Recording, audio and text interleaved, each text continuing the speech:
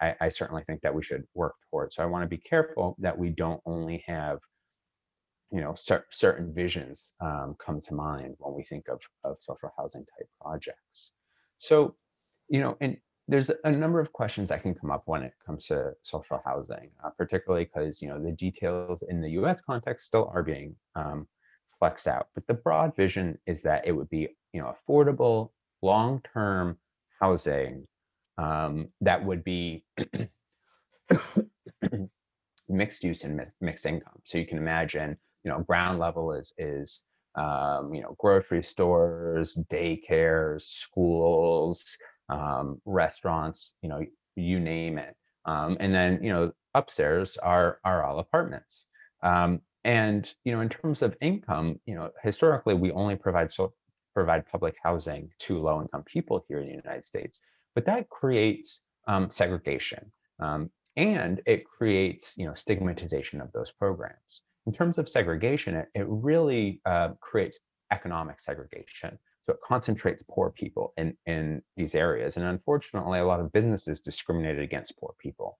And in turn, you can think of the fact that in poor neighborhoods, we have much fewer grocery stores, we have fewer banks, we have fewer job opportunities, you name it. So, creating a mixed use vision of social housing is really vital to get not only to get broad buy-in to the policy, but and to make it durable, thinking Social Security or Medicare as two really great examples of universal-ish programs that get broad buy-in across the political spectrum, but also to kind of push against the continuation of economic and racial segregation that we see here in this country in terms of housing.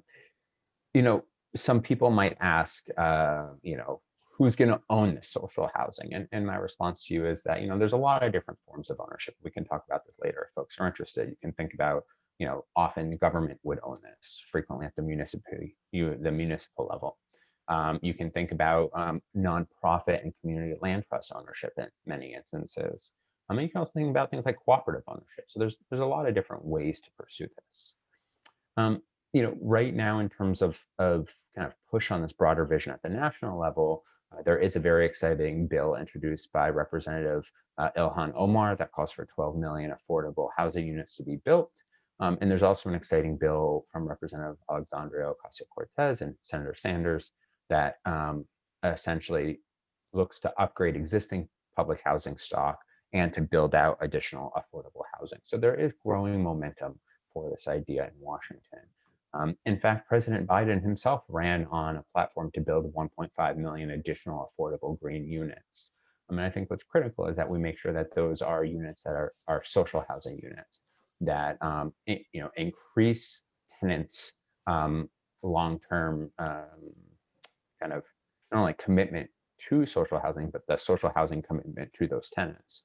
And that can be done through a whole variety of ways, including improving governance in social housing to make sure that tenants actually have a say in how their buildings are being run and managed, rather than leaving it all up to outside authorities. So in short, social housing is a very exciting idea that's gaining momentum here yet again in the United States. It's an idea that is eminently reasonable. It can go a tremendous way towards ending homelessness and housing insecurity. And it can really kind of, the way I think about it is put a collar on the market, which is really run amok in housing. In other words, it would put a floor in the housing market to ensure that everybody literally has a floor under their feet and a roof over their head, and doesn't end up in precarious positions and on the streets as far too many of our fellow people do. But it would also work towards really providing a new vision for housing as a fundamental human right, rather than something that only people can buy in the marketplace. So I think that this is an exciting idea that I look forward to speaking with you all more about during the Q&A section, and very, very excited to hear what the other speakers have to say as we go forward in this conversation here today. Thank you. Thank you, Mark. Great introduction to social housing. I recommend to everybody that you read the report, The Case for Social Housing. And Mark mentioned one of the points. One of the most eye-opening points in the report was the results of a public opinion survey they did, and showing that the broad, across the board majority support for public investment in housing. It did surprise me, and I'm going to remember that the next time I get that blank stare from somebody, that I suggest a sweeping new program of public housing in the United States. So thank you for that. So I think we have Day here now. And so we'll go back to Day Del Rio, who's the co-director of the New Economy Project. She's going to talk to us about their work with community groups in New York City, my old town, building a new economy that works for all, based on principles of cooperation, democracy, equity, racial justice, and ecological sustainability. And I think specifically she may talk about some of the work they're doing in the area of community land trusts. So, Day. Great. Thank you, Bruce. Thanks for the invitation to be here. And my apologies that I was arriving a little late from another meeting, but happy to be here and be part of this conversation. As Bruce mentioned, New Economy Project works in New York City, and Bruce shared our ambitious mission, which is to radically transform our economy to one based on principles of justice. Our work is specifically focused on neighborhoods of color in New York City, and we work in partnership with organizations based in Black, Brown, and immigrant neighborhoods that are fighting for housing justice, worker justice, environmental justice. And we do a lot of different kinds of work, both supporting organizations on the ground to provide technical assistance for the work that they're doing, organizing their community members to improve the conditions in their neighborhoods. And we also bring groups together in coalitions to press for broader policy and other systemic change. We've been around for 25 years, and over that time, we've worked a lot on financial justice campaigns, fighting against predatory lending and other ways in which our financial system specifically works to extract wealth from people in communities of color. An example being the culmination of predatory lending that created the subprime lending explosion and foreclosure crisis a little over a decade ago. But we also work a lot with groups, not just on fighting the existing kind of system, but on building the new institutions and policies that will create housing and finance that is controlled by and for people. So our work right now, our core campaigns are focused on promoting community land trusts and social housing in New York City as strategies to ensure housing as a human right, to keep housing permanently and deeply affordable in New York City, and to promote neighborhood self-determination. So making sure that communities have a say over development in their communities. So this is all kind of the, these are what our community land trust principles are in New York City in the coalition that we're a part of.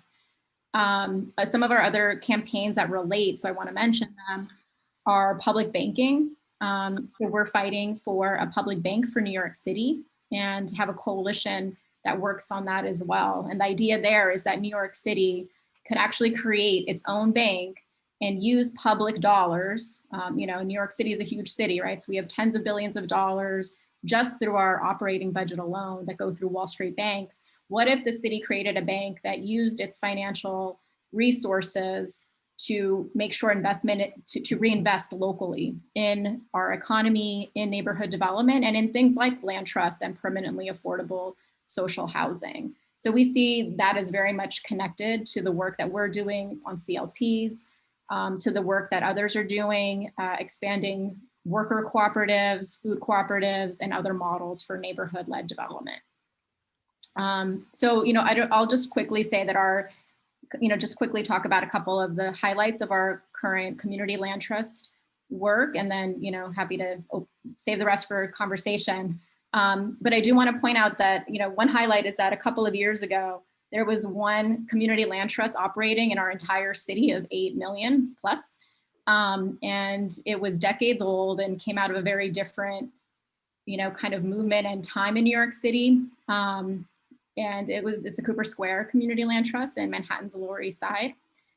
Today, thanks to the kind of work of many groups around the city, there are more than 15 land trusts that have either established or in the process of forming. And these are all in lower income neighborhoods of color that are really fighting for land trusts as the next stage in their fight for housing justice.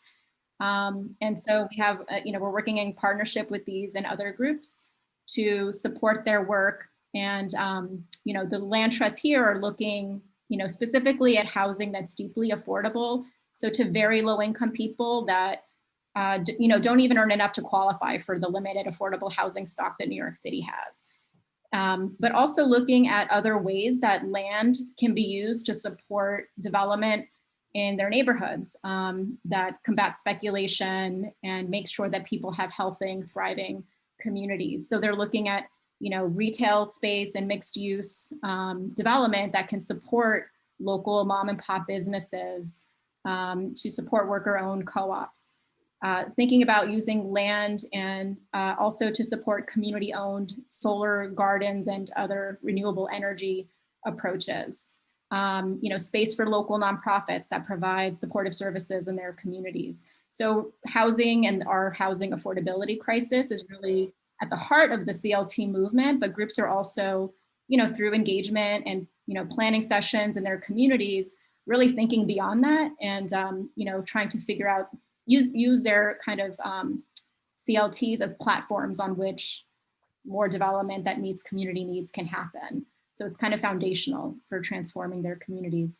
So there's, you know, in addition to all the exciting neighborhood-based work that groups are doing to educate and organize, create their new land trusts, strengthen partnerships in their neighborhoods and so on, groups have also come together citywide in coalition to press for policies that will actually channel land and housing to their organizations. And so there's a slew of policy proposals now at the local and state level that would help do that.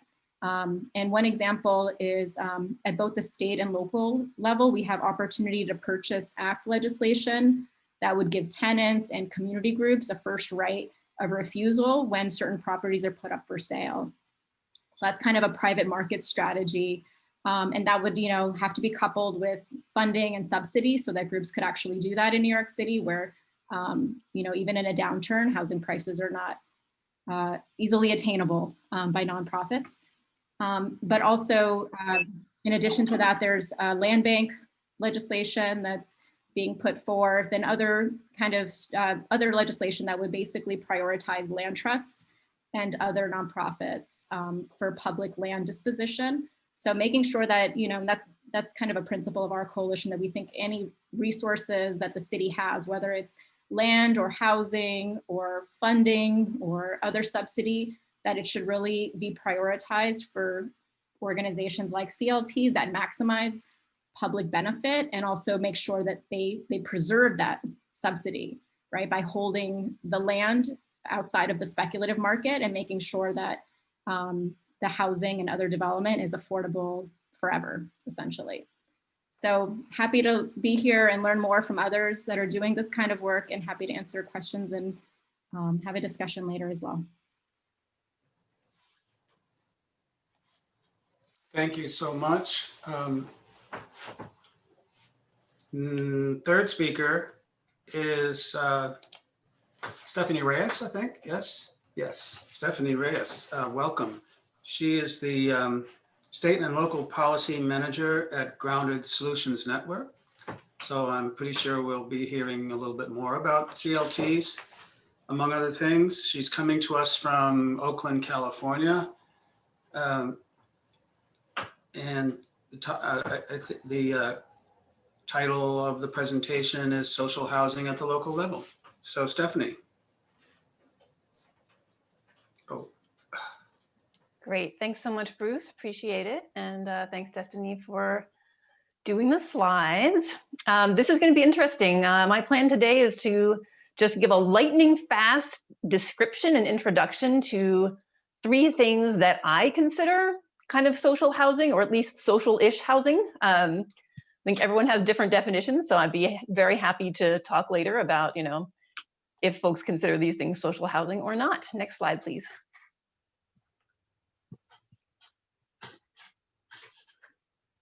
So I'm going to talk about shared equity homeownership programs, inclusionary housing programs, and community land trusts. Next slide. So let me try to describe shared equity homeownership in just 2 slides. Next slide. One thing that complicates the question of affordable homeownership is that, at least in the United States, many times homeownership is not just about having an affordable place to live, it's also seen as a tool to build wealth. So at Grounded Solutions, we think of shared equity homeownership as really part of this continuum of asset building and ongoing affordability. So on the left side of the continuum, there are programs that emphasize household wealth creation above all else. And then on the right side, there are housing programs that emphasize ongoing affordability above all else. And shared equity homeownership is trying to be somewhere in the middle. Next slide, please. So related to today's conversation, under the strategies on the left, the home in question remains part of the speculative market, whereas the strategies on the right, including shared equity homeownership, fall under the mantle of social housing, and the home is not part of the speculative market. Next slide, please. So how do shared equity models work? Well, all affordable homeownership programs make homes initially affordable by closing the affordability gap. So let's say that the market price of a home is $270,000, but the low-income family we're trying to serve can only afford to purchase a home for $181,000. There's that $89,000 gap between what folks can afford and what a home costs on the market. So a shared equity homeownership program finds a way to close that gap, be it through direct subsidy or another way, which I'll talk about later. And they then sell that home for a price of $181,000 to that low-income family. Well, that's all very clear, but what happens when that family is then ready to sell the home? How can we keep this home affordable for the long term? That's where this concept of equity sharing comes in. Next slide, please. So let's say it's 7 years after this first family purchased this home. Home prices have gone up 6% per year. So the market value of this home is now $406,000. So the total gain in equity between the initial sales price of $181,000 and the current market value of $406,000 is a whopping $225,000. But as is often the case, incomes have increased slower than home prices. So the next family, who's now making 60% of the current area median income, could only afford to pay $223,000 for the home.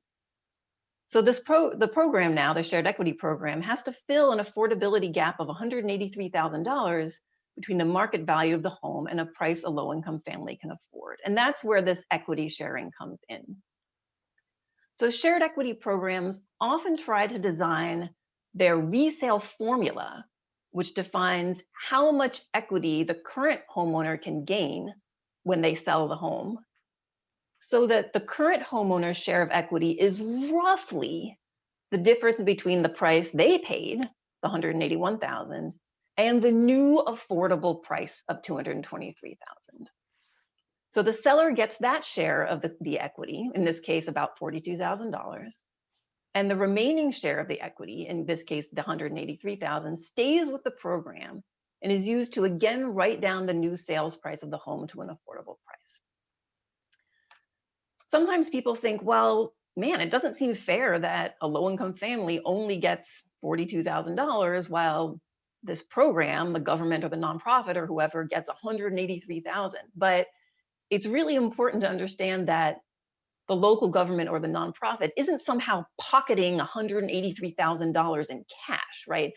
the home isn't ever actually sold for that $406,000. So that $183,000 in equity is kind of imaginary, right? It doesn't materialize anywhere because it stays with the home to write that price down from market rate to the affordable price. And then shared equity programs do that again and again as the home resells to make sure that it's still affordable to low-income families at each resale permanently. Next slide, please. There are many types of programs that use this shared equity model. I'm going to go into two of them in some small amount of detail today, inclusionary housing and community land trusts. But the point I'm trying to make is that shared equity homeownership is a model that can be used by many different types of programs. Next slide, please. And just to give you a sense of scale, this lets you know how many units each of these types of programs have built across the country. In total, close to 250,000 shared equity homeownership units exist in the country right about now, far fewer than I think most of us would like, but that just gives you a sense of scale. Next slide. Okay, so my second topic, inclusionary housing. Next slide. So inclusionary housing policies are any land use policy that requires or incentivizes the creation of affordable housing when new development occurs. So in its simplest form, an inclusionary housing program might require developers of market rate housing to sell or rent, say, 10 to 20% of those new residential units to lower income residents. And some inclusionary housing programs collect fees that are then used for affordable housing purposes. Next slide, please. There are over 1,000 inclusionary housing programs in the country in over 700 jurisdictions. And together they've created roughly 110,000 affordable housing units and collected over $1.76 billion in fees to be used for affordable housing. And part of the reason I bring up this point about scale is that I know lots of folks are very excited about CLTs, including Grounded Solutions Network. It's a ton of the work we do for good reason. But I think it's worth noting that to date, inclusionary housing programs have created roughly an order of magnitude more affordable units that I consider social housing, we can talk about that in a minute, than community land trusts, which, as you might recall from an earlier slide, have created about 12,000 affordable homeownership units. So let's talk more about inclusionary housing as social housing. Next slide, please. So for sale inclusionary housing units almost always use a shared equity model, like I talked about earlier, meaning that it will be a permanently affordable home and that home is taken off the speculative market and always sold at an affordable price. The resale of those units is managed by a local government or a nonprofit. And excitingly, these units can be transferred into a community land trust, and it can actually be one of the best and most reliable sources of units for local CLTs. So we love that model. Next slide, please. Then there's the question of rental inclusionary housing units. So this is where my definition might differ a little bit from Mark Paul's definition. Rental inclusionary units are regulated by a deed restriction, regulated by a local government to be rented at affordable rents to low-income households for the long term. The long term varies. Almost every program is 30 years or more. Importantly, those units are not part of the speculative market. Landlords, property managers cannot raise rents based on the market. But the units are owned and managed generally by private companies because they're part of a mixed income building where only some of the units are affordable. Next slide, please. And then the last thing I'll mention is that some of these inclusionary programs collect fees. Those fees can be used to support social housing programs like your local CLT, but they could also be used for non-social housing programs like, say, a down payment assistance program that just helps a family afford a market rate home that then that home goes back to the market. So, kind of can go either way depending on what you can get your local government to do with the fees they collect. Next slide, please. There are at least 15 inclusionary housing programs in North Carolina. However, most of them are incentive-based. State law in North Carolina prohibits local rent control policies. And in some states, laws that prohibit rent control have been interpreted as making local mandatory inclusionary policies for rental housing also illegal. No one has actually sued on that, and there's no court record on that in North Carolina specifically. So in theory, a jurisdiction could totally impose mandatory rental inclusionary requirements and then just see if they get sued. Not surprisingly, most jurisdictions have not done that, and they have chosen to instead implement incentive-based policies for rental units, although some make the inclusionary requirements mandatory for homeownership units, including, last slide on inclusionary,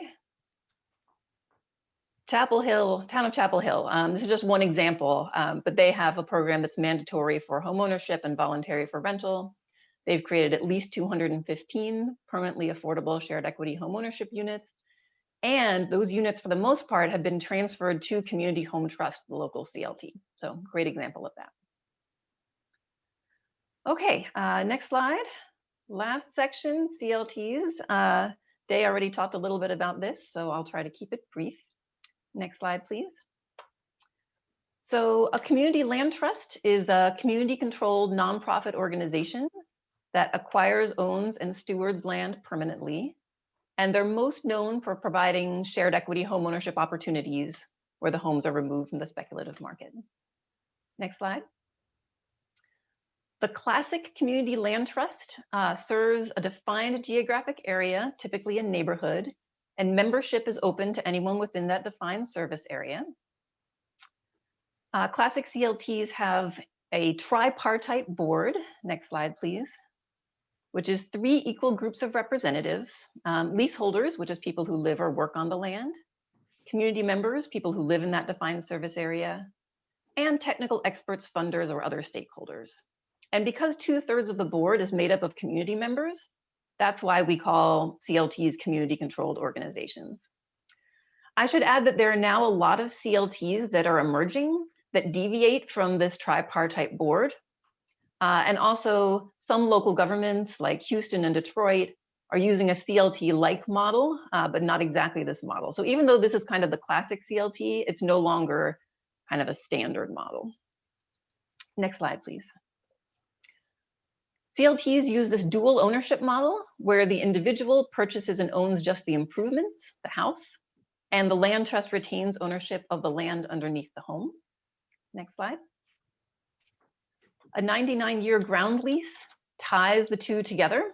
And the ground lease does several things. Among other things, it establishes the affordability restrictions we were talking about earlier, saying that the home needs to be resold to another low-income household at an affordable price for that low-income household. Next slide. People are very excited about CLTs and often ask how they're funded. CLTs need a couple different types of funding: organizational funding to pay their staff to steward their existing portfolio of units and take care of their existing homeowners. And then also project funding to purchase land, purchase homes, develop new homes on land they have, et cetera. You can see some sources of funding here. CLTs often compete with other affordable housing programs for that project funding. And as I mentioned earlier, one of my favorite tricks is to get a pipeline of units from a local inclusionary housing program. Okay, last slide. And one example in North Carolina, I mentioned earlier, Community Home Trust. They manage 318 permanently affordable homes in Chapel Hill and Carrboro. Interestingly, they have both for sale and rental homes, which many CLTs don't. And most of those for sale homes came from the local inclusionary housing programs. And they do use a shared equity model for their homeownership units. That's it for me.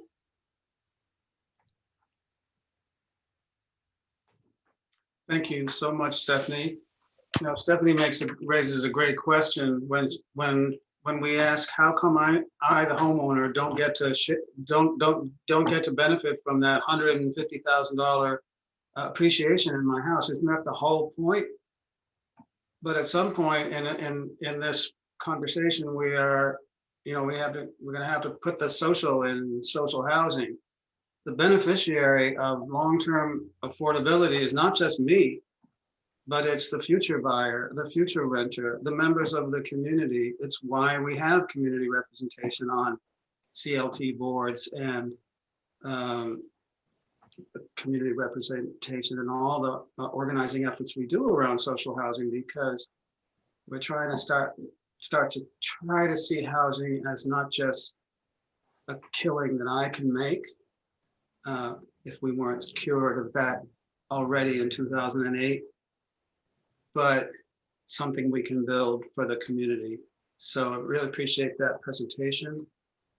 The next speaker is Steve Virgil, who's holding down Central North Carolina and an otherwise national group of presenters. Steve is the executive director of experiential education and clinical law professor at Wake Forest University School of Law in the neighboring town to Greensboro. He's going to talk about some co-op housing projects that he's been involved with in recent years. Steve? Hi, Bruce. Well, I'd like to thank Bruce and Stephen for organizing this. It's just a great panel. It is really, I think, a blessing of Zoom that we're able to gather thought leaders from all over the country to talk on this, and I'm thankful to be part of it. I'm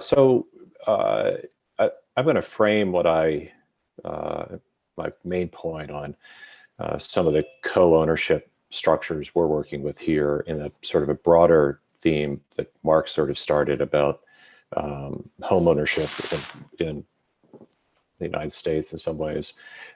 It's really interesting to think about how property ownership, real estate ownership was a key sort of element to the notion of citizenship in during the foundation of the United States, and that the folks had political participation in the eyes of our founders if they owned real property. And that notion that your citizenship has some connection to your property ownership in the United States has always sort of been there, and we've lived it in different ways. In the 20th century, we created after the war, we created a number of policies that just sort of created this web underscoring the intense value and weight given on ownership of real property, not only for individuals.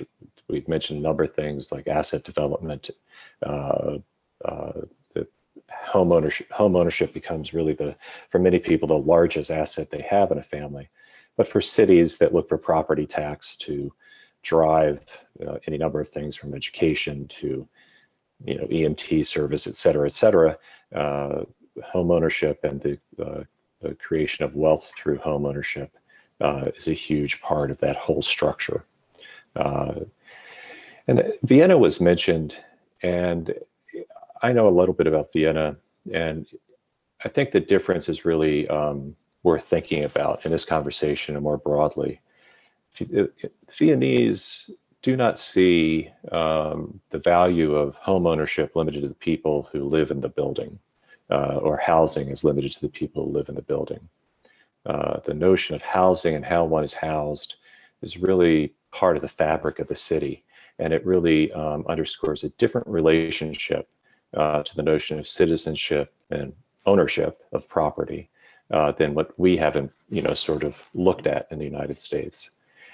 And even in public housing, I think we've had a couple mentions of public housing where you see a shift from the sort of estate model of the 20s and 30s, and if those models had continued, they probably would look a little bit like Vienna does now, to more privatized models through Section 8 and now LIHTC, which is by far the biggest source of money for affordable housing in the United States, which is really a privatized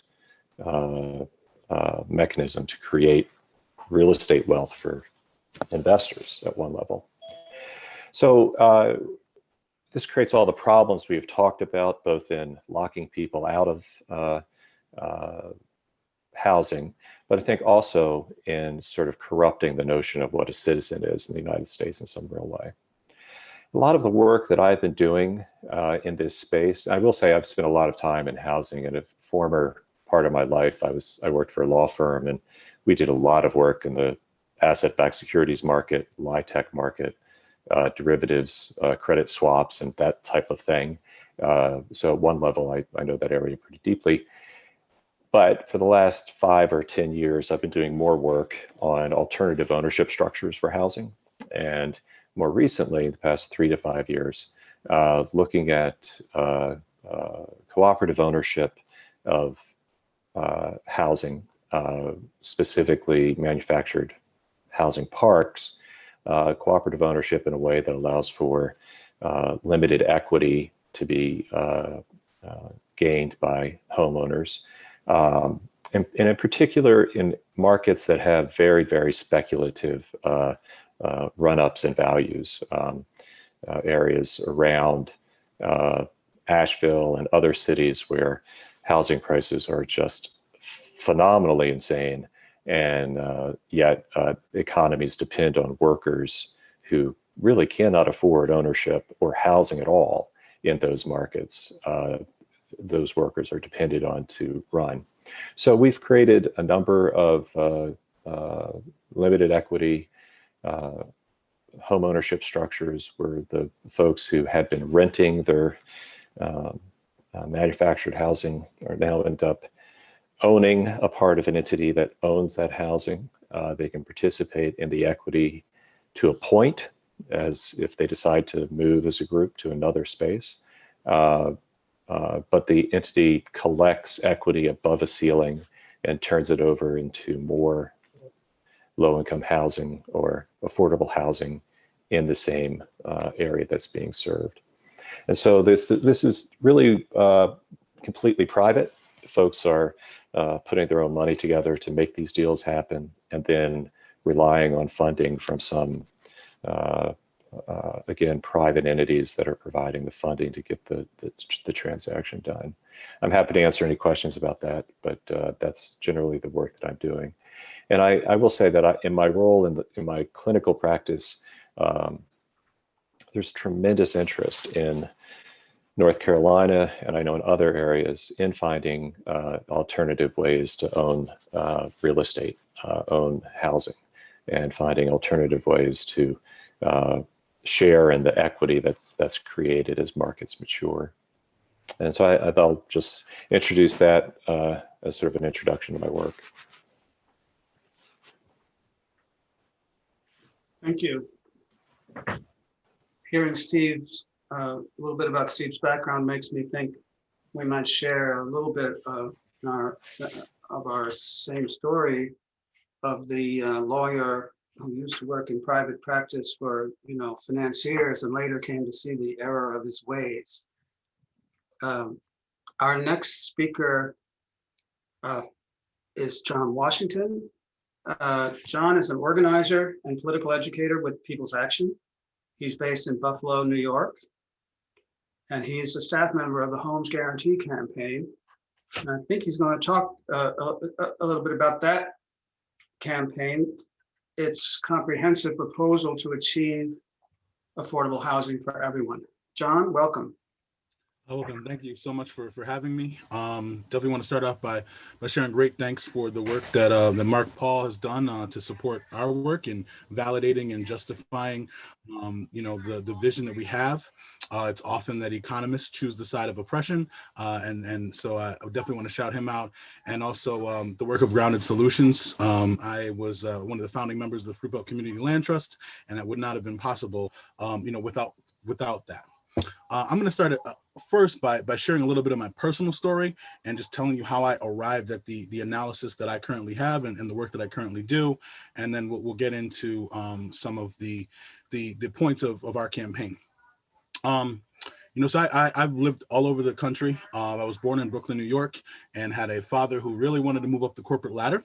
And so I lived in Cleveland, San Francisco, Seattle for about 9 years, and been in Buffalo for 20 years. And I've lived everywhere from housing projects to condos.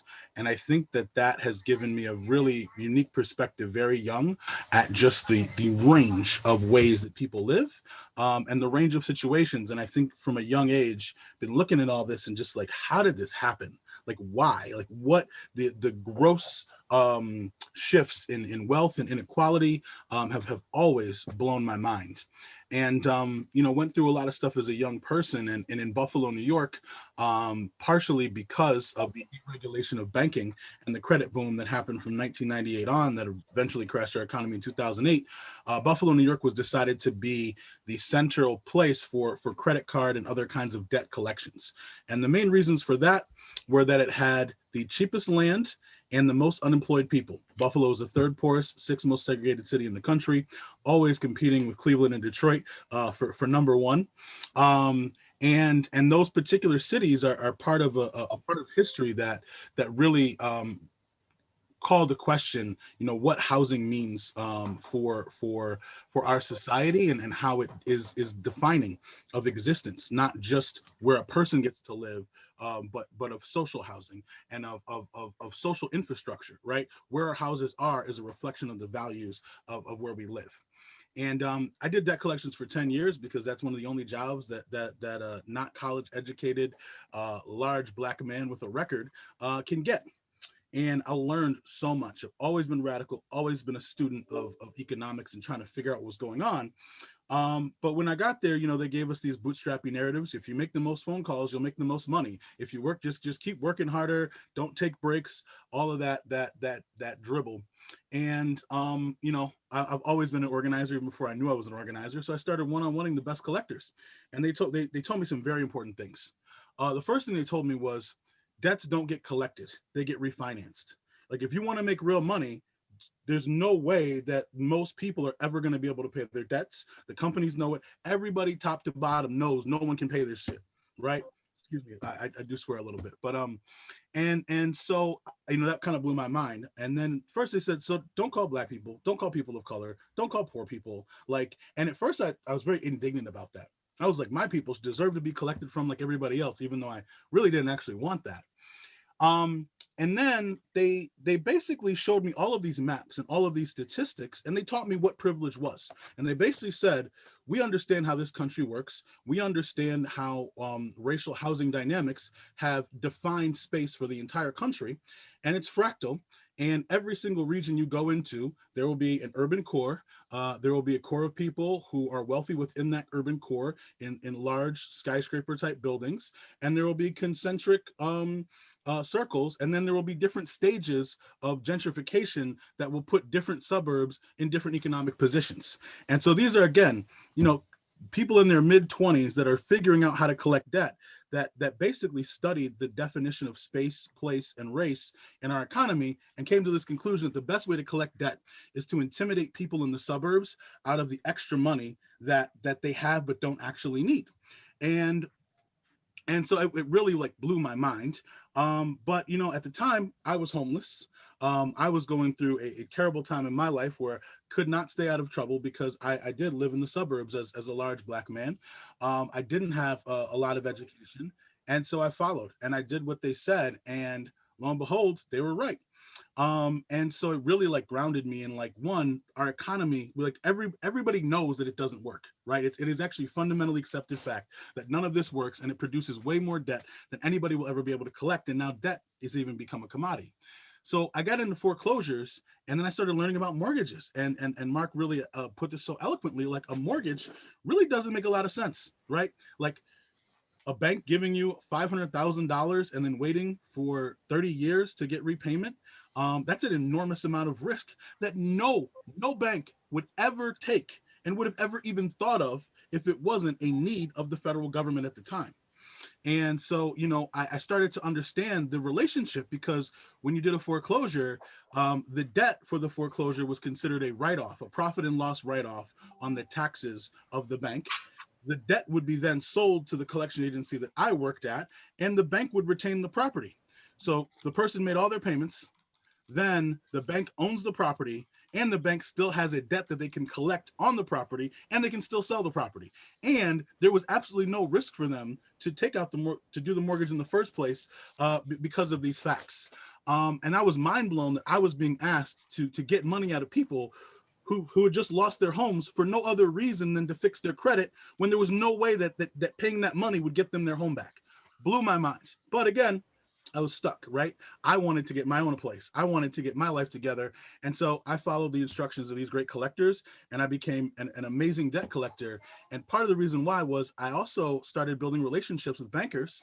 And these bankers around 2003 started going around every collection agency with subprime mortgages, with ninja loans, no income, no job loans. And you know, at the time I was like, well, this is clearly a bad idea, right? This is a terrible idea. But at the same time, if I wanted to collect $100,000 payment on a student loan debt, the best way for me to do that was to convince someone to refinance their mortgage, use their equity to pay all of their debt, and convince them that they could do that and maintain the same level of payment. And so debt collectors like me across the world took subprime mortgages companies created this entire framework of credit consolidation, and they trapped Americans who were already in debt in more debt, because debts don't get paid, they get refinanced. And that is why it's so important to own a home. Because when you own a home, you can leverage it to pay other debts. You can sell it to do other things, because it is a commodity. And so I got really grounded in homes being commodities at that point. And what I started to see was that this is actually what countries do, right? Renegotiating debts. The U.S. government, most of our debts are with other countries. So it just kind of blew my mind. And when the bailouts happened in 2008, I was crushed, because I recognized that I contributed to the largest loss of wealth, of Black wealth, to that point, partially because it was one of the only times Black people had ever been able to allowed to accumulate that amount of wealth, but that 53% of Black wealth was stolen, was ripped away from the population during 4 years. 4 years, 2005 to 2009, in 4 years, 53% of Black wealth gone. And I recognize that I contributed to that I participated in it, and also that I didn't really have another choice aside from selling crack. So I immediately was like, well, what can I do? And I started reading, started trying to learn. Occupy Wall Street happened and deeply inspired me, as flawed as it was, because it was the first time I'd heard anybody in public say, hey, this is happening. This is happening all day, every day, and somebody needs to do something about it. And so then I got involved in Push Buffalo.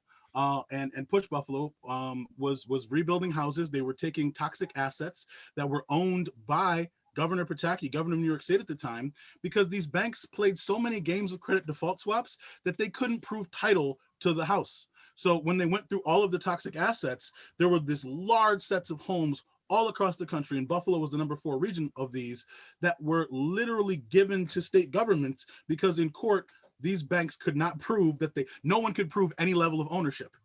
And yet the people still were foreclosed, right?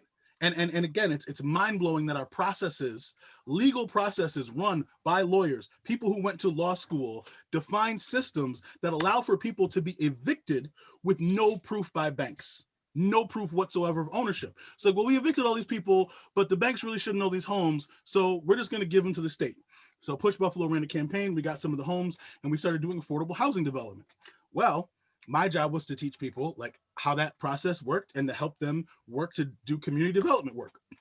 I soon realized, as much as affordable housing does some great things, it benefits banks way more than it benefits people. I mean, the amount of taxes that they don't have to pay, the financing and the credit that they get on the CRA, the way that doing affordable housing can also attract gentrification and raise home values in communities. New York State, right now, it's about $305,000 a unit to build affordable housing. And a place like Buffalo, that does raise property values and attract gentrification. And so in doing that work, I realized, well, this is good. I'll do this, we'll do this, but this isn't a solution, right? And what I saw was, we were building 50 units here, 30 units there, other groups, 100 units here, 300 units there. Meanwhile, during my time at Push Buffalo, 6,000 units of Buffalo Municipal Housing, Public Housing Authority, were taken offline. And so it's like, this doesn't make any sense, right? Like there's no way that this is ever going to work out for regular people.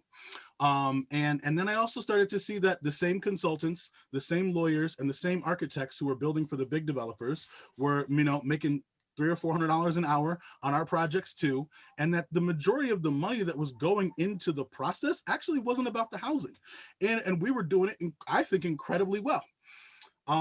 We then look at, across the west side of Buffalo, where I work and where I live, is what I call segregated diversity. It's the most diverse zip code in New York State, but it's literally all in one zip code. So all the diversity in all of Buffalo is in one zip code. And on the other side of Main Street, the east side, is 92% Black. Still 92% Black. But we can't prove that it's been redlined because banks have proprietary information. But anyway, we start working with the Fruit Belt community. Well, not the community land trust yet, but working in that neighborhood and seeing that the neighborhood had over 400 vacant lots. And most of those vacant lots were formerly subprime mortgages of people who bought their homes outright, then refinanced because something happened in their life and were unable to keep them, were unable to hold on to them. And a neighborhood that's entirely decimated. And when that happened, they said, you know what, this will be a great place to expand the University of Buffalo, to build a medical campus, and to create an influx of 20,000 students and professionals, to rise all boats. Well, guess what? Most people in that neighborhood did not have boats, and the ones who did had already drowned. And so gentrification, with a good positive frame, right, of let's create some jobs, let's bring in some new students, let's bring in some white folks who like to, eat avocado toast and drink $13 beers, because that is actually what we're going to do to build up our economy and create jobs. And that happened. And over the course of the construction of the medical campus, 9,000 people were forced out of the Fruit Belt neighborhood. And the neighborhood honestly only had about 30,000 people in it to begin with. And so, my arc of organizing career working on all this said, we did build a land trust. We did get 50 lots out of the city of Buffalo. But even that is a drop in the bucket. It is both amazing and the contradiction of being a drop in the bucket compared to the medical campus and the organizations of medical institutions, the city of Buffalo, the state, the county, every single level of government putting $4 billion on this neighborhood. Right? And I say on it because that money was not designed to flow through it. It was not designed to empower it. It was designed to wash it out. And through all of this experience, I've gained so much knowledge of how things really work on the ground. And it really inspired me to work with other housing organizers in the People's Action Network who were thinking, how do we actually solve these problems? Like we're sick of running these campaigns that work really well. Another campaign I ran, we ran a campaign against KeyBank. They were going to do a merger with First Niagara, and we negotiated at the time what was the largest community benefits agreement ever done, $16 billion, right? Sunsets this year. How much money out of that $16 billion they actually invested in communities? About 100 million, right? Large illusion, large lie that we did not have the power to hold people accountable to. And I'm saying all this to say that I could frame my career as I've done a lot of amazing things, won some of the most powerful campaigns in our nation's history around defining the laws of housing. But for me, there's a deep emptiness that when you look at all the amazing work that's going around in the country, and then you go into these communities, not much has changed. And in fact, what has changed is due to gentrification, not necessarily due to our work. And while we are impacting people's lives, we're not solving the problem. And so, we at the Homes Guarantee sat out to say, what does it look like to actually solve this problem?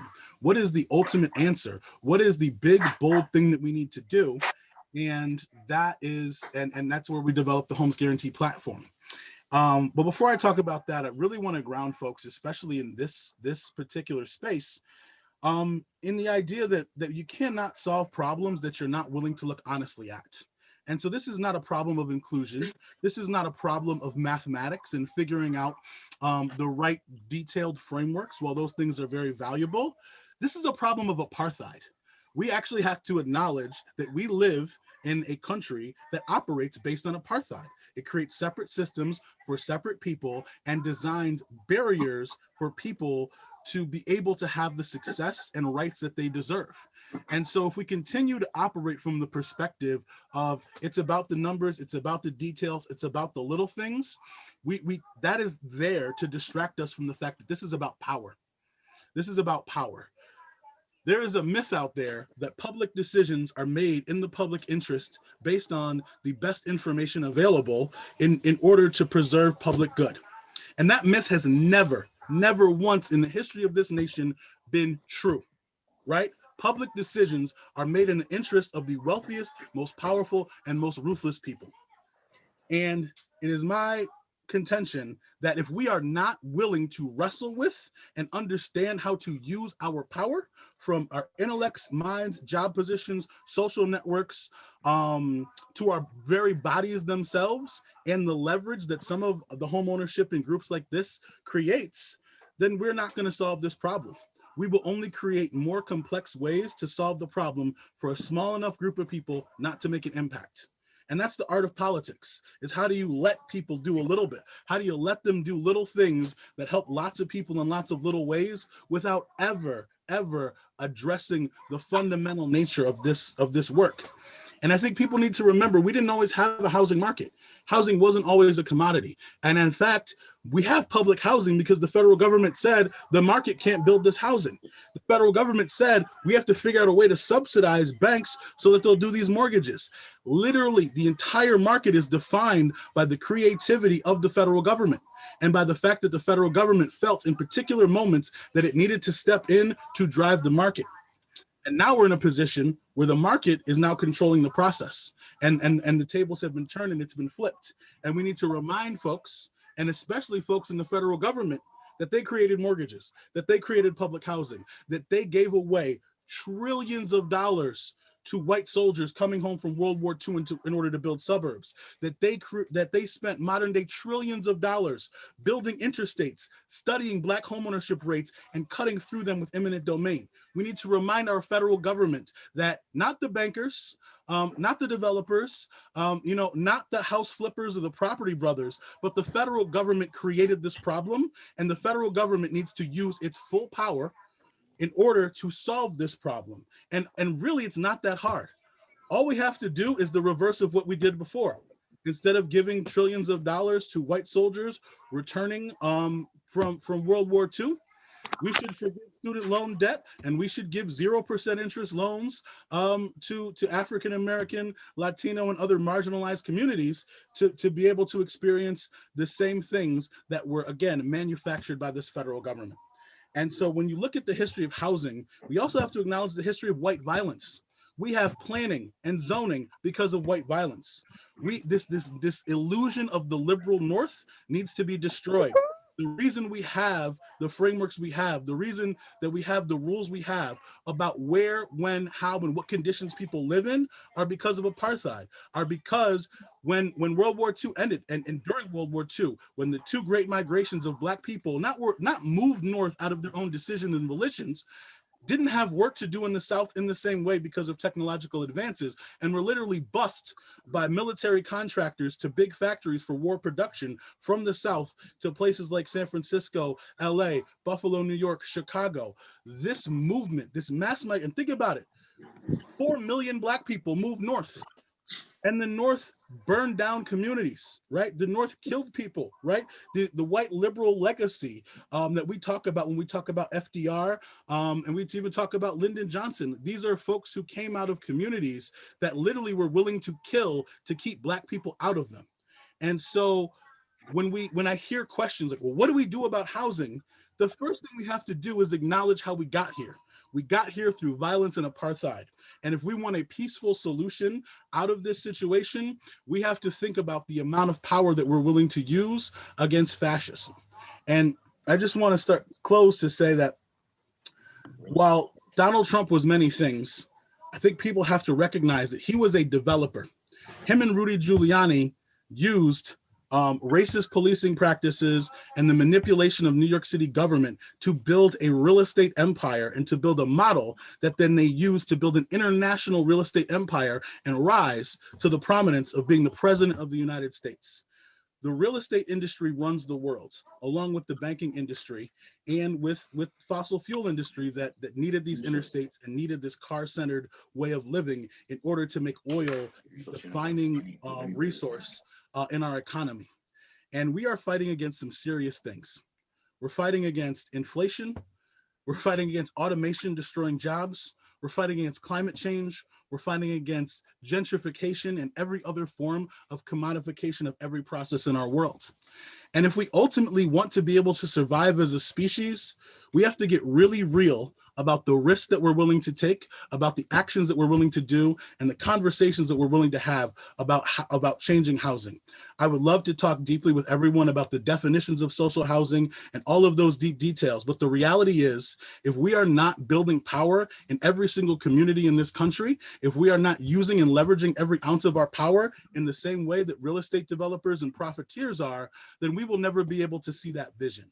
And so my focus is political education, because I believe that if people fundamentally understood the way that our housing market evolved, the violence, the death, the murder, destruction, and the gross amount of federal financing that went into it, it would make perfect and absolute sense to every American that we need a homes guarantee, we need it today, and that all of our elected officials and everyone at the Federal Reserve and every level of the judiciary have the full power and authority to give us a homes guarantee right now. And the reason that they don't do it is because of power. And that's really what we need to build. And I feel like a lot of times we get deep into need the right answer to this. We need to figure this out. But ultimately, we need to come back to, yes, right answers are important, but these decisions are not made based on facts. They are made based on who benefits. And we are seeing right now on Wall Street, we're seeing across the pandemic, the full exposure of the realities of capitalism's inability to solve problems. And we need to all step up and start to solve them ourselves through movements like the Homes Guarantee movement, through local movements against evictions, and through local movements against gentrification, and through movements to really build beloved communities that are self-sufficient, that are able to take care of each other. So I've probably gone over time a little bit. Appreciate the time and the ability to speak with you, and really excited to engage with this conversation. Thank you. Thank you, John. I'm going to jump in here. Stephen Sills, Director of the Center for Housing Community Studies, for those who didn't meet me up at the front end. Thank you so much, John, for setting a context that recognizes racial inequities and that we need to look at this with an equity lens, that there's a social justice element to providing housing and addressing social housing as just one of those mechanisms to right wrongs of 200 years worth of policies that have racially divided, economically divided our cities, our communities. I did drop in the chat. Some of you have been on some of the presentations that I've been making around town, United Way, the Housing Coalition, East Greensboro Now, and other community forums around the local that reflects very much what John is speaking about, that we have a segregated community. It was designed that way in 1808 when Greensboro was founded. And everything that we've done up to today has maintained that racial imbalance and inequity in housing with negative outcomes for communities of color. I'm going to move us to our stack of questions. We've had a lot of great questions in the chat. I'm going to call on the person who posed the question in the order that they were posed, allow them to elaborate on their question, targeting it to any particular panelist or to the panelists in general. I will also let everybody know that if you go to chcs.uncg.edu, to our website, by about 5 this afternoon, I'll have the video recording up, as well as any of the other presentation materials that were dropped in the chat. We'll have all of that material online at chcs.uncg.edu, and feel free to share that with others. So from Richard Poole, we had a question first about eviction. How would eviction work under social housing? Did you want to elaborate on that at all, Richard? No, I mean, my experience having been on a housing authority is that even with payment plans and everything else, we still ended up on occasion with somebody evicted. just knowing Greensboro's data, public housing in Greensboro is the #1 evictor in every year running of data that we've collected it. Would someone on the panel like to take that question? How does eviction work in social housing? Yeah, I'd like to take a stab at it. So one, I think that's eviction is a part of a process that allows people to commodify units quickly, right? That's its purpose, right? It's not a meritocracy. It's not about, it's about getting the money and the consequences for not getting the money, and the thought process in people's minds when they show up as people who can't be evicted, much like unemployment and being fired is in the labor market. So I think in social housing, ideally would be connected to social services. Ideally, we wouldn't get to a point where someone would get evicted, because we would be able to build like clear relationships to resources that would allow us to understand when someone was in trouble, and to provide resources to them so that they would not get to the point of eviction. And I think it's part of how we, in most of our social and economic relationships, set up situations that are punitive and that actually train people to avoid dealing with issues because they're punitive and no one wants to get punished. So instead of saying, hey, I lost my job, people say, shit, I lost my job. Let me figure out how I can slide for a little while until I can figure out how to pay the rent or get out before they evict me. And the reality is people do not trust the folks who are providing housing to them. Therefore, there's no way to actually negotiate a solution that doesn't end in eviction. And it gives the average person no interest in working together to figure out how to preserve housing affordability. Also, I think social housing can have some different mathematics, right? Public housing right now is designed to still have people pay 30% of their income toward rent, which is absurd. When you look at the numbers of unemployment, especially under COVID, when you look at people's incomes, that mathematics is basically preserving this working class idea that you only deserve help if you're working, when the reality is that is not the case for most people. So I would hope that in the social housing systems we build, they are interdependent with other social support systems that would allow for a different way of separating people from housing and transitioning them into other situations than eviction. John, I think that's exactly what the housing authority in Summit, New Jersey did. We had people to work with people, and we set up payment plans. And if they lost their job, their rent went down to correspond to 30% of their new income. We did all of that stuff. We still evicted people.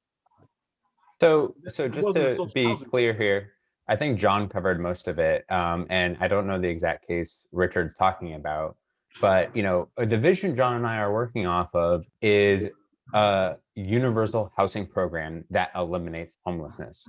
I don't know why you're evicting people, but nobody in social housing is getting evicted for inability to pay, period. That is the point of the program. It is about decommodifying housing and eliminating homelessness in the United States. Now, we might be able to talk about some potential other causes for eviction that might be warranted in a social housing model. But when we wrote up this homes guarantee, something we included here is the tenants' bill of rights to drastically increase the power of tenants, and for us to realize that property rights are a bundle of sticks. Property rights aren't just owners and renters, and owners get to push renters out at a whim.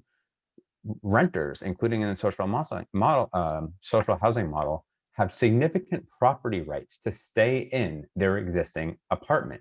Now, that's a change in how we traditionally think about housing here in the United States. But the way we traditionally think about housing here in the United States in terms of the distribution of property rights between tenants and landlords is, incredibly radical compared to most other countries. But at the end of the day, we're trying to assist people in long-term home ownership. But there's still work to be done in terms of making sure that, in long-term rent stability. There's still work to be done in terms of working out, every last little detail and ensuring, no case like this happens. John dropped in chat regarding supportive housing, permanent supportive housing or public supportive housing are models that link behavioral health, mental health services with the right to housing, and tries to address some of those issues that other than non-payment that may end up having someone be evicted. Patrick Harmon has a question. How sound is the idea of local government buying existing multifamily units to achieve social housing aims in a much quicker fashion? Anybody like to take a stab at that? And Patrick, did you want to elaborate any on that? No, I just recently read a Fabian tract that was written in 1973 about that idea. He was proposing that the Labor Party buy a bunch of private stock and rehab the crappy ones, and then do kind of what we're talking about now. So it's kind of on my mind. If you're starting from scratch, it's always going to take a long time to build what's needed. And so just thought I'd ask the question. I don't see these as mutually exclusive. I mean, one thing that's interesting, we always talk about the housing shortage in America. We don't have a housing shortage. We actually have more units of housing in this country than we do families. We have a affordable housing crisis. Those are two different things. Additionally, our ability to build housing is really, right now constrained by a number of things. One is regulations, and we just need smarter regulatory reform in order to build denser housing in particular. And two are incentives. There's just, the incentives aren't aligned for developers who are the primary builders in our current market to build affordable housing, which is precisely why the government, in my opinion, should do two things, or three things really. One is to rehabilitate existing public housing. Two is to build out more new social housing, so we actually increase the number of affordable units and increase supply of housing, which will also help drive down housing costs. And three, to do as you say. I think there's no reason why government shouldn't step in and buy out existing housing and ensure that it's taken off market rate rent and transitioned into social housing. So I do see these as complements, and in particular, getting the program moving as quickly as possible. I think that relying to a degree on existing housing stock can help, but we do need simply more dense housing units. And in particular, as we're also facing a climate crisis right now, we need to both rebuild existing housing and build new housing that is green. This is a really important point, given that 40% of US greenhouse gas emissions come from buildings. There are some examples of local government, at least in Winston, stepping in to buy existing housing, multifamily units, and turning them into more specialized housing, either as shelter or as low-income housing, following the 2008-2009 thing. So it can happen that the government will do that. What I've seen is that it's usually in close partnership with a nonprofit intermediary. Like the nonprofit is actually doing the redevelopment or rehabbing, but enabled through CDBG or other targeted funds to make that happen. Just want to echo that we're in New York framing. It's really important to frame this as an affordability crisis, as Mark was saying, and just what we're pushing for locally is for housing and land that the city already controls and owns, that it really prioritize its subsidy and its sort of sale of that property and land to community controlled entities that will best steward it. So just want to put that out there. I think there's different ways that the government can step in for sure, and they're not mutually exclusive. But I think that there's a growing recognition that, there's a need for communities to be able to have direct, decision-making over the land and housing and oversight of it. And, to some of the points earlier made about supportive housing and just having kind of those additional supports in place to prevent evictions. It's really key. And when COVID first hit, a lot of the local housing groups and CLTs, that's what they did. They reached out immediately to tenants, made sure they could connect to legal and financial supports, and figured out ways to keep people in their homes. It's their priority, it's their mission, right? I mean, eviction is a last resort if it happens at all. And that's just a really key part of this whole thing, is that having a CLT or some entity that is playing a stewardship role really helps in identifying needs that people have and help, before it gets to the point of crisis. From Andrew Young, we have a question. Does COVID present opportunities to push new and better housing solutions? Do you want to pick up on that, Andrew? Respond to the last question? Sure, John. Yeah. I just want to say, I live in Buffalo, New York. The city of Buffalo owns 15,000 properties right now.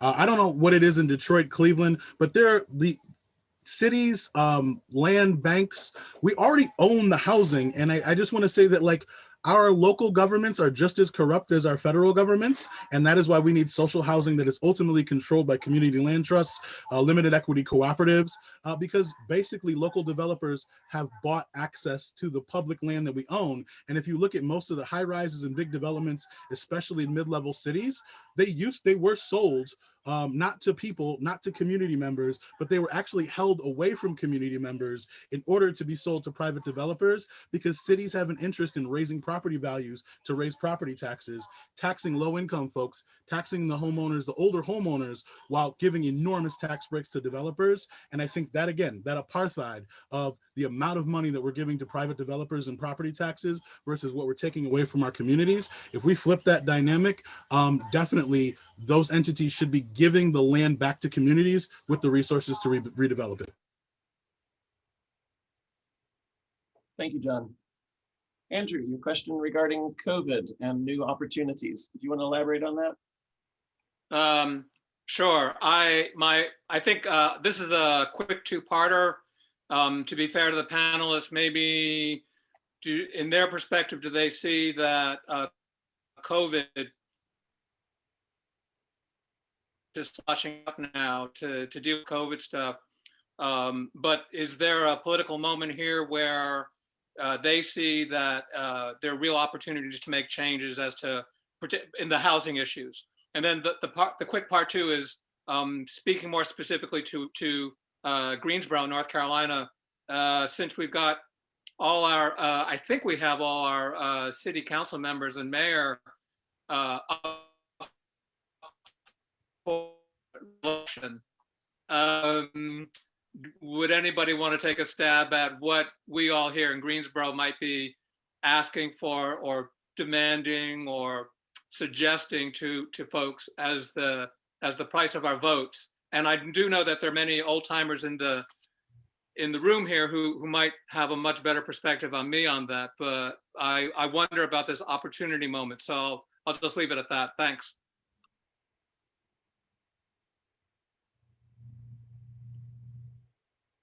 So essentially the dual opportunities that COVID has underscored the issue of housing affordability, a moment here in which we could seize that and move it forward, as well as a moment in our local elections coming up to do something about housing one way or another. Anyone want to tackle those questions? I'm going to try to be quick here. So I dropped in the chat there a Homes Guarantee pledge. It's a pledge for elected officials to define housing as a human right, not a commodity, to commit to eradicating homelessness, investing in public housing, and invest in these concepts. And I think that if they refuse to sign the pledge, it helps clarify for the people who are observing, where they stand on the issue. Housing is incredibly contextual, so I don't know enough about your local community, but I think that the more that you can define the principles and define the conversation that happens about housing in the election, the more the local groups, who I'm sure have tons of ideas about what needs to be done, can then use this as an opportunity to build support. And also, man, run a primary, right? Primary people, like, it works, right? A lot of these folks are fragile, and a lot of them have never had real challenges to their power. So even if you don't do well, even if you're not feeling ready for it, I have seen the power of the primary in New York State in changing so many political dynamics in New York City and across the state that have allowed us to pass some powerful legislation. Just add that I think that the COVID pandemic, Trumpism, there have been different kind of step back moments that I think people have helped to kind of create an understanding that we need more transformational change, and we need to go beyond reforms and think about new structures, new systems, new policies. And so that definitely has been a boost. It's an opportunity at the same time that there's, budget constraints and just all of the challenges that the pandemic has also wrought. So just want to say that we see in New York City more interest than ever and support for these kinds of models that promote democratic control over our economy, whether it's through housing or finance or workplaces. So all of that is really, I think, helping to make the case for why we need them, unquestionably. At the same time, there's just the immediate challenges and needs. And, after the 2008 crash, I think people had a lot of high hopes about what would be possible after that. And we saw the financial industry just consolidate and get more powerful. So I think, the need to kind of, push hard and unite across coalitions and fronts is just more important than ever. And I just want to point out in our local, this is a really, I appreciate this conversation so much because sometimes these conversations are really, they get really technical and it's about creating these like oases, models and a pilot here and a model there.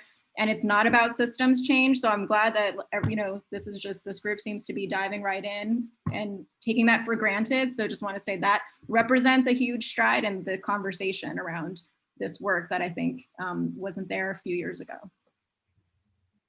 Can I just add two small points? I mean, I agree with everything you both just said. The two things I'd add is, I do think we're in the most exciting political time of our lives right now. I mean, there's a tremendous amount of change going on, and it's a time to think big and take a step back and not focus on marginal policy tweaks, but truly think about what is the society we want to build, what is the society we want to live in, and then how do we get there? And I think the social housing model really helps us do that. The second thing is, to put my economist hat on for a second, right now we're 10 million jobs down from where we were a year ago. We're 12 million jobs down from where we should be absent COVID, and 40 million Americans are facing eviction risk right now. The time couldn't be better for the government to invest big in a massive build out of social housing. And, I mean, the economics all line up. The workers are there, particularly once we better vaccinate people and get the pandemic under control. The need is there, the money is there, the construction materials are there. What we're currently missing is just the political will. And I do think that, President Biden has taken a lot of important strides and has continued to include housing at the top of his agenda. So I think it's an exciting time for us to keep pushing to make those dreams that we have a reality. The next series of questions I think are for Stephanie. They really hone in on some specifics around CLTs. Who's covering the cost of that equity? Both Valerie and Antonia ask. How many units and what time period? Is 30 years long enough for deed restrictions when some of those are expiring and you're seeing prices going up? And finally, can you leave your home to survivors? Is there the same benefit on the deed to survivorship? Can you go into a little more detail around those elements? Yeah, the first one's the longest, so rest should be more quick. Who's paying that $89,000 for that home? It really depends on how does a shared equity program get a new home to be part of the program? And let's talk about it as a CLT just to kind of make it really tangible. So sometimes a CLT will actually just go out to the housing market, purchase a home on the market for that $270,000. They need to get subsidy to cover that $89,000 gap. They're competing for the same subsidies as other programs, often federal community development block grant funding, federal home funding, local housing trust fund money, those types of things. Fortunately, that's not the most common model by which CLTs get new homes, right? So John talked about City of Buffalo, 50 vacant lots went to Fruit Belt CLT, right? So there is a way to get at least your land at a free or discounted price, right? Day also talked about using public land, and that could be land that already has a home on it or does not have a home on it. Those thousands of units that John was talking about that some cities have that they're owning right now, right? So those can be transferred over to a CLT, and then whatever minimal cost of land, and or if they have to build a home on that land, right? If that cost can stay within that affordable price, our affordable price was $181,000, then you don't need to raise subsidy. If it's a little bit more, right, then you're gonna have to come up with some of those subsidy dollars from some of those public sources. And then I'll just say again, my absolute favorite way for CLTs to get units is through an inclusionary housing program where a market rate developer is required to sell a certain percentage of units at that affordable price. And that doesn't require public dollars going into that. that's built into that market rate developer's pro forma for their entire project. So that's another way that that $89,000 can be covered without requiring subsidy dollars. There was a question about 110,000 inclusionary units over what period. That is all of the inclusionary housing units that have been built in all of the inclusionary housing programs who responded to our survey, right? It was like 250 or something. Since those programs began. The oldest program is from 1973, right? The most recent programs were just adopted last year. So it's kind of this hodgepodge of all the units over all time. Also not that impressive, right? I mean, you know, like John said, drop in the bucket. It's a drop in the bucket. We need a bigger solution for sure. Is 30 years a long enough affordability period? Absolutely not. Not even close. Grounded Solutions is all about housing with lasting affordability. That's our whole mantra. So everywhere I'm working, where I'm helping cities, we're pushing for long terms of affordability. We're working with the city of Indianapolis now. They just adopted perpetual affordability for their inclusionary program. So absolutely go out there and tell everyone 30 years is not nearly enough. And then really important question, can I leave my CLT home or my shared equity home to my son or daughter when I die? The answer to that question varies based on the program. Every CLT puts together their own kind of requirements. One common model that to me feels like a fair model is, yes, you can leave your home to your son or daughter, period, right? Like, you know, there's not like limitations. They don't have to be of a certain income or anything like that. However, when they end up selling the home eventually, if they don't keep it in the family, that sale will then have to be at an affordable price to a low-income home household. So you're allowing that transfer of ownership within the family, and you're also keeping that home affordable for the long term. Thank you so much, Stephanie. I just quickly wanted to say that I think that in these conversations, we have to be able to hold contradictions, right? Things are not linear. They're not in perfect order. So the work of CLTs is both amazing and changing the way that we think about land, and yet the scale is not matching the need. And so like we can't dismiss what has happened and what is being done, but everything is not enough, and also everything we've got so far. Great points. Andrew has another question, this one towards Steve Virgil, and really looking at that issue of what is good citizenship, how is it grounded in property ownership or owning a piece of the American pie, and is this connected to the problem of Black wealth accumulation? I don't think that, but the comment I made, I don't think I was looking towards the question of good citizenship, but really, you know, if you look at the founding time of our country, political participation was limited to folks who owned real property. And so notion, and I think that in context was a response to trying to figure out what governance looked like coming from, you know, the sovereign. So, you know, I think that notion has resonated.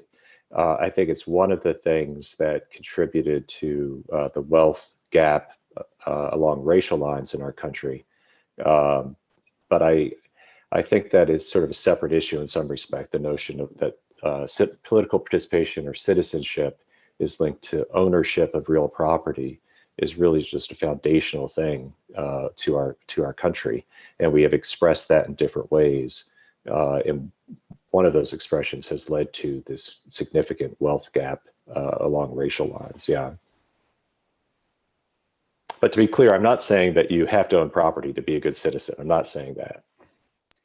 So I think that's a really interesting idea, Steve, and I fully agree that our country has been built on this kind of yeoman farmer Jeffersonian model, and that's why we had, you know, the Homestead Act, right, which very intentionally excluded women and people of color without question. Now, you know, one I think important idea for us to keep thinking through is like, is homeownership the ultimate goal? And I really don't think it should be, but I think it's, you know, an important question for us to really struggle and grapple with here. I mean, I think that, you know, homeownership is great for those that it's an appropriate measure But for many folks, it just, isn't the right vehicle for them for a whole variety of reasons.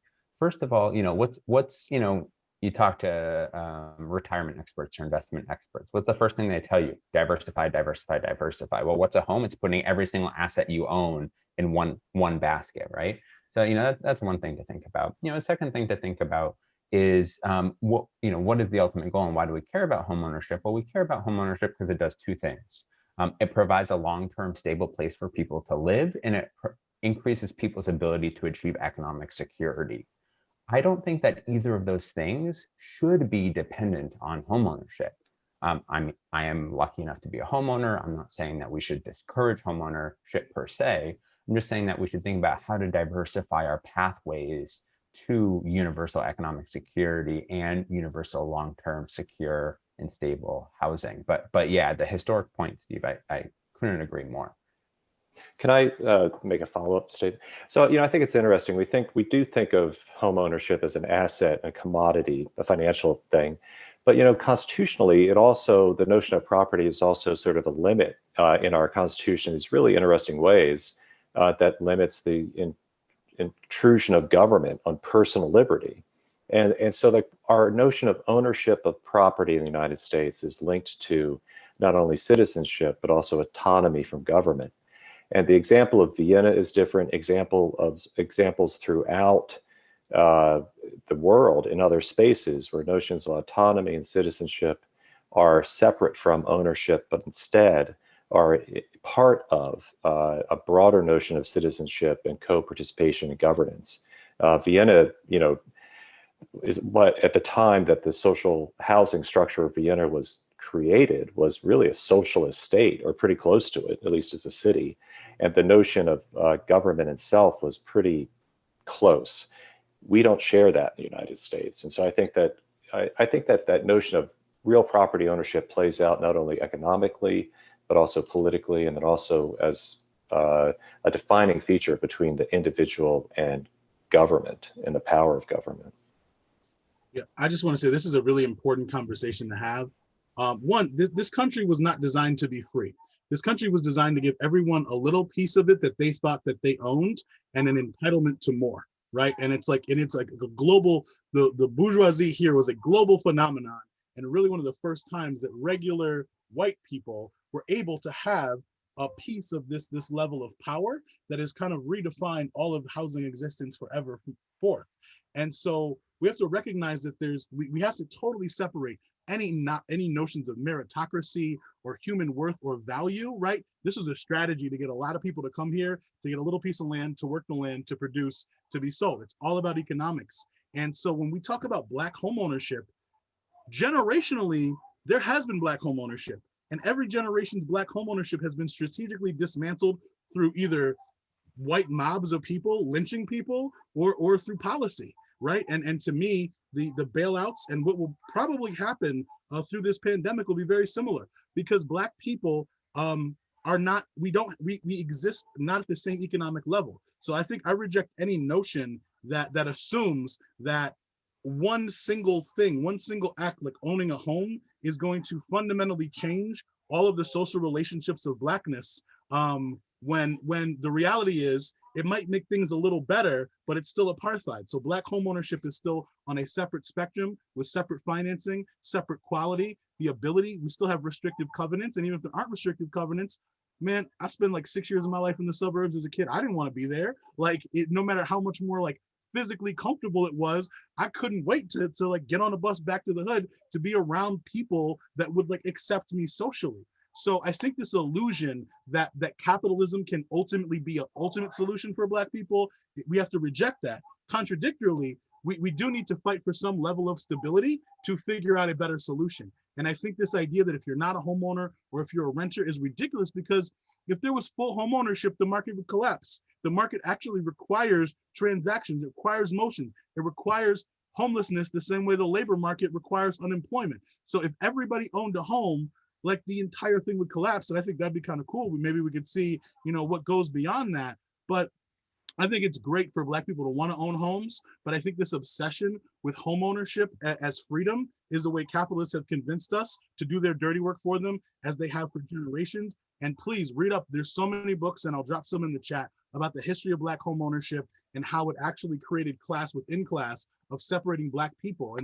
And the movements that we made that built the most power were when we had stable communities that were dependent on each other, because we didn't own things, because we didn't have any other choice but to work together in the apartheid. And as they loosen apartheid and allow some of us to become realtors and developers and other things, it is separating our people from our collective self-interest. So I just think that it's not bad, it's not wrong, but homeownership is not the ultimate economic solution for Blackness. And we can't externalize the fact that we live in apartheid from any way that we look at any solution. I've got one last question from the stack, and then we're going to let Bruce wrap things up. Amanda Frank asked, doesn't social housing create the future projects? Doesn't it perpetuate inequalities and injustices, just such with gentrification? Does it push those of lower socioeconomic status into social housing, while higher status people remain in areas that are not social housing?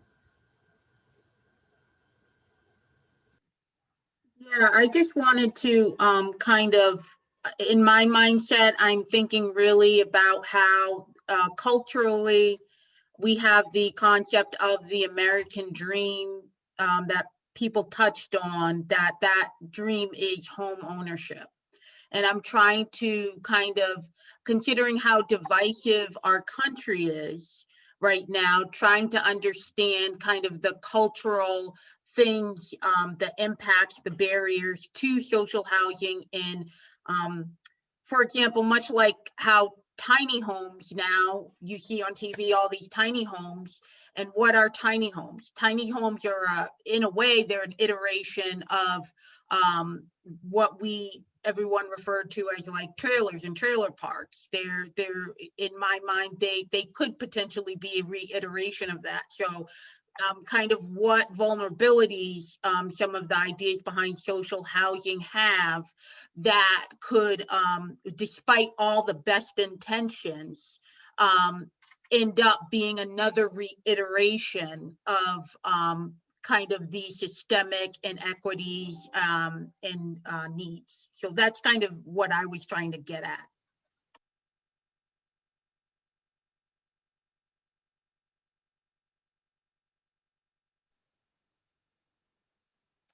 I'm happy to take a stab at this, but I'd also love to hear John's thoughts a little bit more too.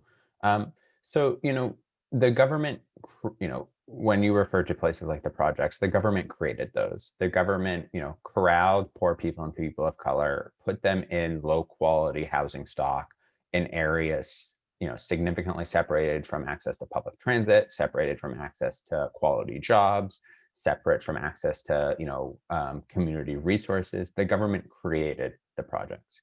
So can government policy backfire and do things poorly? Absolutely. At the same time, can government policy create a new version of social housing that works for all? Unquestionably.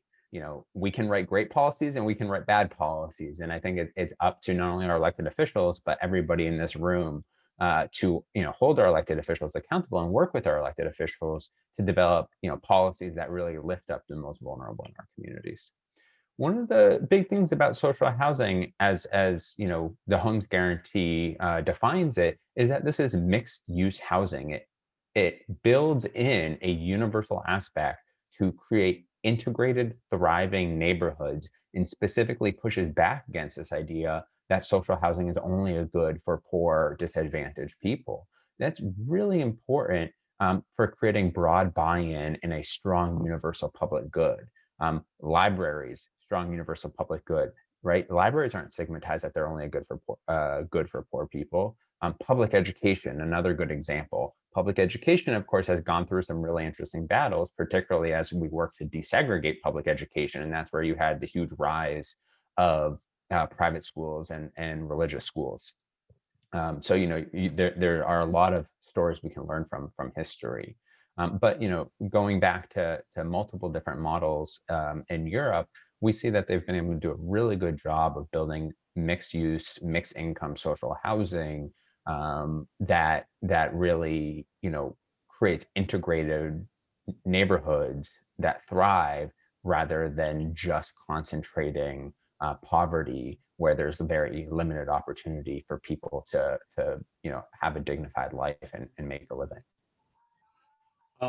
Yeah, I just wanted to say, is ghetto is a political term, right? It's not just a nickname for like poor Black neighborhoods, and that political term has a legacy of intentionality. And if you look at the Indian Removal Act, if you look at basically all public policy all the way up until maybe 30 years ago, you see that literally it wasn't just public housing. Every single aspect of those communities were designed to fail. And then, we add, honestly, affordable housing in LIHTC, taking away and stripping away the resources that used to fund public housing. You add the way that the government entirely subsidized the growth of gentrification in communities where it was not that it's ever natural, but more naturally happening. And this economic development model of selling out to major corporations and major employers, to build glass and steel luxury housing. So I just don't think we can isolate. Like, I think that public housing functions the way it does today, because that is exactly how it was intended to function. And enormous amounts of money, effort, time, and energy are even currently being spent corrupting public housing authorities around producing bad policy, bad programs, and not actually giving residents control. And if you go to any old Black neighborhood and you talk to older Black folks in public housing about what it was like in the 70s, most people want that back. Like, I've run many campaigns around public housing, and if you go in there, they say, look, we don't really want that much. We actually just want it to be the way it used to be when Section 3 was active, when we actually had control of these communities. And then if you think about, like, a lot of this is we're also just ignoring crack. Like, Ronald Reagan literally started narco-capitalism to crush Black people in this country, Southeast Asian and South American folks, and created this and the succession of opiates. So, like, there's just so many elements and so many things that have been done to destroy us. And I think we just have to, like, take a step back and say, was it the housing? Was it the housing decisions? Or is it the fact that we live in a country that's designed to destroy us, and we can't isolate those factors from when we think about housing? So I think if we flip that and we say, what if we use the same amount of energy, effort, time, resources, and new technologies to design spaces that are actually centered to be successful, designed to be successful? Of course, there's going to be issues. Of course, things are not going to work, but that's with any strategy. And any strategy that Black people use toward liberation is going to have some backlash. So I think, like, we have to start thinking about the potential for collective ownership. And that's, my family in Brooklyn, we grew up on a block that had 8 or 9 women who owned their homes and created really a collective ownership of the block. So I think the land trust model, the social housing model, allows for federal subsidy, federal funding, but also allows for community control of how those resources are used so that they can be used in the best interests of communities. And I think collective ownership can match individual ownership to be a solution for a long term. And also, that's a guess. That's made on a lot of assumptions, and we never know. But I feel like it's the best shot that we have to try to reconcile what's happened. Thank you so much, John. I'm going to let Bruce wrap us up here. We are at the top of the hour here, and need to conclude. Bruce? Yeah, for further reading, if people are interested in learning more about Vienna and other things, there's some good resources dropped into the chat. Also, in the white paper we issued to accompany this event, we start off with an introductory section on Vienna, and it links to some useful resources. And throughout that paper, there are links to good resources on commodification of housing in the neoliberal system, theories of home ownership, the history of public housing. If we learn one thing, is there's a bad way to do it and there's a good way to do it, and the case for social housing, and also some good resources about how CLTs and co-ops work, and occupation and eviction defense as social housing modalities. I really appreciate what was said about all of us seeming to take as a given that what we're talking about today is system change. That was the plan for today. And it's really been successfully realized by our panel and guests. The plan is go big. The plan is go political. The plan is challenge the capitalist. And the plan is recognize that when we say housing is a right, or when a politician says housing is a right, we're not just talking about asking the politician to kick another $1 million of, developer incentives. We're talking about demanding that the politician put back on the agenda in the democracy a whole new way of thinking about housing that is not going to please the real estate industry and the politicians. And if the politicians aren't able to get their heads around it, I love what John said about primarying. I'm not a big fan of the primary system, but yeah, get some new politicians who are capable of getting their heads around really responding to the emergencies, not only of housing, but of health and food security and employment. So thank you to Day and Mark and Stephanie, Steve, John. This has been wonderful. We've gone 3 minutes over time, but I don't think anybody's going to be mad. Have a great day, everybody, and we'll see you next month. Thanks, everybody. You all. Thanks. Thank you.